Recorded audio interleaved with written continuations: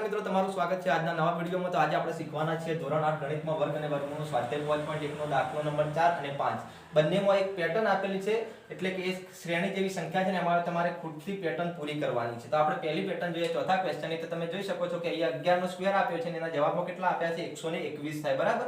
હવે 101 નો સ્ક્વેર આપ્યો છે તો એનો જવાબ છે 10201 બરાબર। હવે આપણે આગળ જઈએ તો 1001 નો સ્ક્વેર, તો અહીંયા તમે જોઈ શકો છો ઉપરની સંખ્યામાં સેમ એક જ વસ્તુ હતી કે 1 2 1 બરાબર। વચ્ચે એક શૂન્ય ઉમેરી એટલે એક પછી એક શૂન્ય આવી, બે પછી એક શૂન્ય આવીને પછી ફરીથી એક આવી ગયો બરાબર। આની આ સંખ્યામાં ખાલી એક શૂન્યનો વધારો થયો।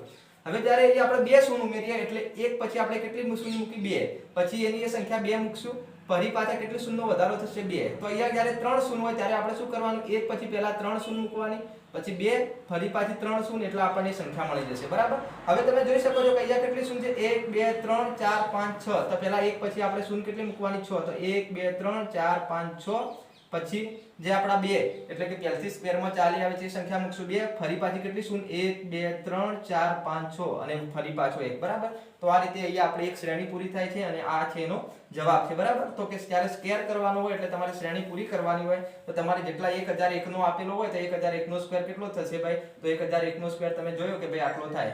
દરેકમાં શું સાનો વધારો થાય તો દરેકમાં સંખ્યા એની જ છે, જેમ જે પ્રમાણે શૂન્યનો વધારો થાય છે એ પ્રમાણે તમારે શ્રેણીમાં વધારો કરવાનો છે બરાબર। હવે એ પ્રમાણે આપણે પાંચમાનો જોઈએ તો આમાં પણ 11 નો સ્ક્વેર 121 છે બરાબર। અહીંયા 101 ના સ્ક્વેર સુધી સમાન છે કે ભાઈ 10 20 1 બરાબર।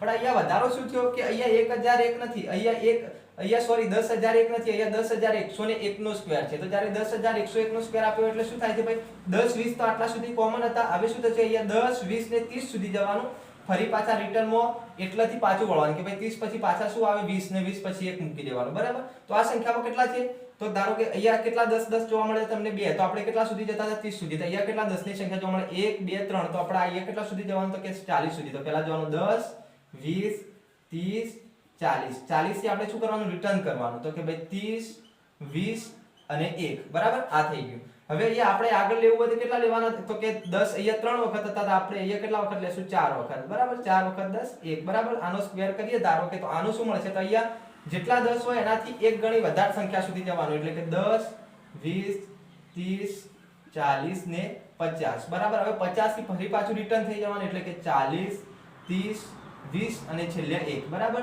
તો આ શ્રેણી આ રીતે પૂરી થાય છે જે તમારી પેટર્ન આપેલી છે।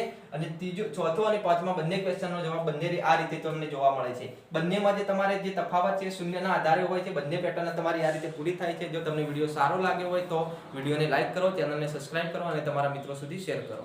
Thank you.